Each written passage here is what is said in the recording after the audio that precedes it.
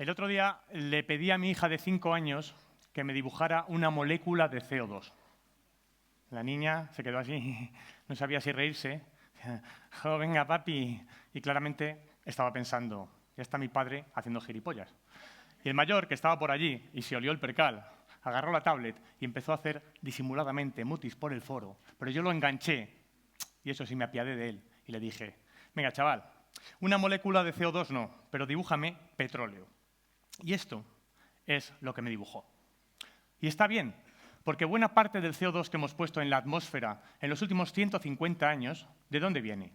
Pues de quemar petróleo y gas y carbón. Combustibles que se formaron hace millones de años a partir de vegetales muertos, de plancton, y que hoy día constituyen las reservas fósiles que abastecen en buena medida nuestro sistema energético.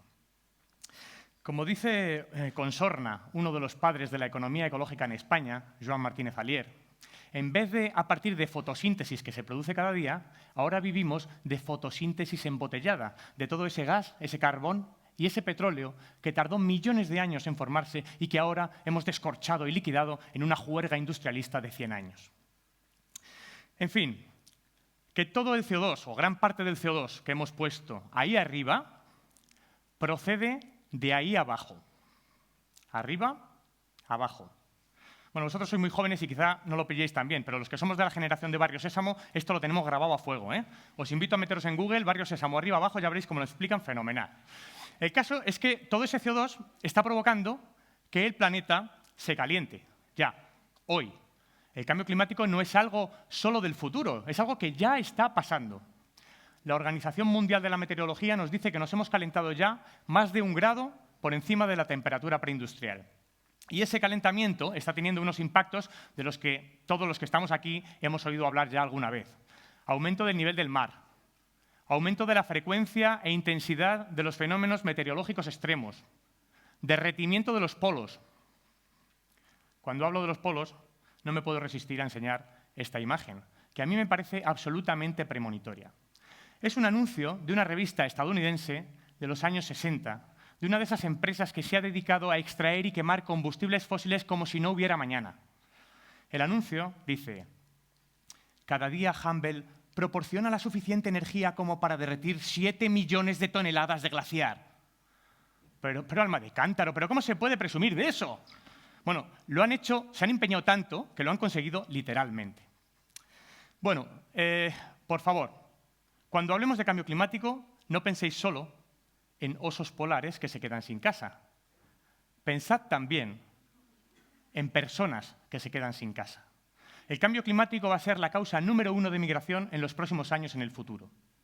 Por tanto, os pido que en los próximos minutos retengáis esta imagen en vuestra cabeza, porque el cambio climático está generando hoy ya dolor, destrucción y muerte. Y porque además de ir en bicicleta, ahorrar energía o consumir menos, hay algo muy poderoso que podéis hacer y que yo os voy a contar hoy. Bueno, lo del cambio climático y la relación con los combustibles fósiles lo sabemos ya hace décadas. Y durante los últimos 25 años, los gobiernos en las diferentes cumbres del clima han estado bla, bla, bla, bla sobre la necesidad de reducir las emisiones de CO2. Y las emisiones de CO2, las muy caprichosas, pues no han parado de subir. El espacio de negociación, por decirlo de alguna forma, hasta ahora ha sido la atmósfera. Ese espacio, ahí arriba, que no es de nadie y que es de todos a la vez, donde las responsabilidades se diluyen. El espacio de negociación nunca ha sido el subsuelo. Hemos estado enfrentando el problema por el extremo equivocado. En lugar de mirar hacia arriba, hacia un intangible CO2 que ni los niños saben cómo se dibuja, teníamos que haber mirado hacia abajo, donde está lo tangible, el petróleo que tiene propietarios que cotizan en bolsa, y haber logrado un acuerdo internacional para dejar de extraerlo. Además, sabemos numéricamente cuánto tenemos que dejar de extraer. La ciencia nos dice que si queremos cumplir con los objetivos climáticos, la mayor parte de los combustibles fósiles tienen que quedar en el subsuelo sin extraer. Lo ha reconocido hasta la propia Agencia Internacional de la Energía. Pero esto, que es tan de Barrio Sésamo hasta para la propia Agencia Internacional de la Energía, es un tema absolutamente tabú entre los gobiernos. Conocéis, habéis oído hablar del famoso Acuerdo del Clima de París, ¿no? Bueno, pues este acuerdo en su texto ni siquiera menciona explícitamente los términos combustibles fósiles. como si no tuviera nada que ver con el cambio climático. A mí es que me recuerda al chiste de Gila, bueno, eso lo vais a tener que buscar en Google también vosotros, me parece, en la que el inspector de policía, tirando de psicología chusca, se iba acercando poco a poco, disimuladamente, al asesino, sin mirarle le decía, bueno, aquí alguien ha matado a alguien, sin nombrarle específicamente esperando que se entregara solo. Pues esto es una cosa un poco parecida. En fin, hoy sabemos que el cambio climático no es un problema técnico, es un problema principalmente social, político y económico. Nuestro sistema económico se basa eminentemente en los combustibles fósiles. Más del 85% de la energía que consumimos hoy día proviene de estas fuentes. Y es muy difícil cambiarlo. Es muy difícil cambiarlo, porque la industria del carbón, el gas y el petróleo, que tanta destrucción climática ha generado, tienen mucho poder en el mercado. Vale, sí. Es que yo es que soy de provincias. Cada vez que oigo hablar del mercado, me imagino todavía este sitio, ¿no? Colorido, con las frutas, las verduras, el pescado. Sitio agradable, al servicio de la vida de las personas. No pienso en el mercado, en los mercados. Es que hoy día el mercado se ha hecho muy grande y se ha metido prácticamente en todas las parcelas de la vida. Hasta el punto que podemos decir que de alguna forma se le ha dado la vuelta a la situación y hoy día son las vidas de las personas las que están al servicio del mercado. Como dice el filósofo estadounidense Michael Sandel, hay cosas que el dinero no puede comprar, pero desafortunadamente hoy día no son muchas. Sin dinero no hay poder. Y eso nos ofrece la oportunidad de darle la vuelta a la tortilla. Me explico. Las operaciones de extracción de combustibles fósiles son costosísimas, requieren muchísimo dinero. Y las empresas acuden a los fondos de inversión, a los bancos, para que se lo presten. Sin ese dinero no pueden extraer los combustibles fósiles. Power, en inglés, significa poder. Sin dinero no hay poder. Pero también significa energía. Por lo tanto, sin dinero tampoco hay petróleo. Y he aquí el reto que yo os propongo hoy, que peguemos donde duele, en el bolsillo. Si logramos cortar el grifo económico a las empresas de combustibles fósiles, estaremos atajando el problema de raíz. Podemos parar la extracción de estos combustibles. Y esto, que no se han atrevido a hacer hasta ahora los gobiernos, lo está intentando hacer la gente, alguna gente, a través de una campaña a favor de la desinversión fósil en la que todas las personas que estáis aquí podéis participar. ¿En qué consiste esto? Bueno, cuando llevamos nuestros ahorros al banco para que nos lo guarden, ¿qué hace el banco con ese dinero? Pues lo ubica, como hemos visto, en aquellos proyectos dañinos de extracción de petróleo, gas y carbón. Pero no solo nuestro dinero, también el de toda una serie de instituciones que llevan su dinero o invierten en fondos de inversión. Y hablo de, por ejemplo, fundaciones, iglesias, ayuntamientos, universidades, aseguradoras. Toda esta gente lleva ese dinero allí y el banco hace lo mismo. La desinversión fósil consiste en retirar todo ese dinero de esos proyectos dañinos e invertirlos en proyectos sostenibles, por ejemplo, las energías renovables. Hoy día, los bancos invierten 9 veces más de dinero en combustibles fósiles que en energías renovables. Si convencemos a todas esas instituciones de que retiren su dinero de esos proyectos dañinos y lo pongan al servicio de la descarbonización de la economía, estaremos invirtiendo esta tendencia. Bueno, pues ya está, ¿no? Yo creo que ya he terminado, ¿no? ¿Qué pasa? ¿Que no es tan fácil? ¿Que qué cachondo soy, no? ¿Que qué iluso? ¿Que esto de qué va? Bueno, pues es verdad. Esto puede parecer iluso, puede parecer descabellado, puede parecer idealista, pero quizá no lo sea.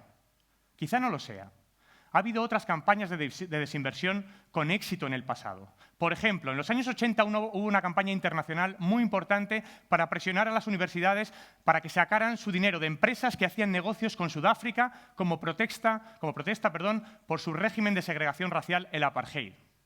La campaña tuvo el valor de poner en el punto de mira social al régimen y al final de la década había ya más de 150 instituciones que habían desinvertido de Sudáfrica. 150. Bueno, pues ahora os voy a dar una buena noticia. Estas son las cifras de la campaña de desinversión fósil a día de hoy. Más de 800 instituciones, más de 53.000 inversores individuales que han hecho promesas de desinversión para los próximos 5 años por valor de más de 6 billones, con B, de dólares. Es la campaña más vertiginosa de la historia.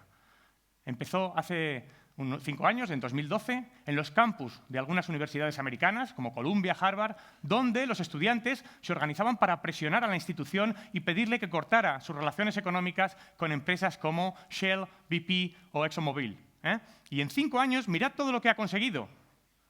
En un momento dado, la campaña se hizo viral, pegó el salto fuera de Estados Unidos y empezó a afectar a otras universidades, en Europa, en otras partes, Lieja, Oxford, Sydney, y ya no eran solo las universidades, sino también las ciudades las que empezaban a retirar su dinero de estos fondos. Ciudades como Kansas City, Oakland, Copenhague, Berlín, París, muy recientemente Nueva York.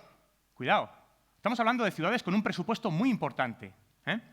Incluso hay un país, Irlanda, que ha aprobado una ley recientemente para convertirse en el primer país que les invierte. Hasta ahora, el mundo financiero venía observando esta campaña, iba a decir, con desinterés. Pero bueno, para hacer honor a la verdad, lo que hay que decir es que se venían partiendo la caja de esta campaña. Decían, vaya chorrada de ONGs.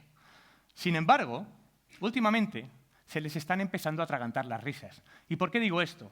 Porque se está dando un nuevo salto cualitativo en el proceso, de forma que la desinversión está empezando a afectar y a impregnar a otros elementos del mercado. Y hablo de aseguradoras, hablo de fondos de pensiones, hablo de algunas empresas e incluso de algunos bancos. Por ejemplo, en 2017 hemos asistido a anuncios esperanzadores. La tercera compañía de seguros más importante del mundo ha prometido que desinvertirá 3.100 millones de dólares de los combustibles fósiles. Uno de los 25 bancos de inversión más importantes del mundo ha dicho ya que se retira del carbón, del gas de fracking y de los petróleos más contaminantes. Incluso la presión social ha logrado que el propio Banco Mundial haga una promesa sin precedentes, y es que a partir de 2019 dejará de financiar la exploración y la extracción de combustibles fósiles. Este anuncio tiene letra pequeña, pero lo que es importante es resaltar el valor simbólico de que algo está cambiando. Vamos a ver, no nos engañemos. Estas instituciones no hacen esos anuncios porque tengan conciencia, no. Lo hacen porque son cada vez más conscientes del impacto que el cambio climático tiene sobre sus negocios. Pero a nosotros nos tiene que importar el impacto que sus negocios tienen sobre el clima, porque es el clima de todos el que está en juego. Cada año que retrasemos las medidas a favor de la descarbonización de la economía, cada mes en que tardemos en poner en marcha la verdadera transición energética, eso tendrá su coste en rostros con nombres y apellidos que tal vez tengan que abandonar su casa. No podemos ir tan lentos, no podemos esperarles. Hay vidas en juego y todas las personas que estáis aquí podéis ser agentes de ese cambio. Aquí está todo por hacer. Si hacemos una búsqueda de las campañas de desinversión en marcha en nuestro país, este es el triste resultado. ¿Cuántas universidades españolas me habéis oído mencionar? ¿Cuántas ciudades? Bueno, ya bancos ni pregunto. 0. Aquí está todo por hacer. Así que os pido que nos pongamos manos a la obra. Hay mucho que podemos hacer. A nivel individual, podemos cambiarnos de banco, pasaros a banca ética, o a una compañía de seguros ética, o empezar a consumir electricidad verde. ¿Por qué no? Es verdad, no hay muchas opciones, pero algunas opciones hay. Pero más allá de eso, podemos generar el debate. Cualquiera de las personas que estáis aquí podéis empezar una campaña a favor de la desinversión. Juntaos 2 o 3, haced peticiones a vuestro ayuntamiento, a vuestra universidad, pedid reuniones, exponedles públicamente, averiguad dónde tienen el dinero. Y si os dicen que no saben dónde tienen el dinero, pues que lo averigüen, claro que lo pueden hacer. Solo necesitan sentir la presión, nuestra presión. Muchas gracias.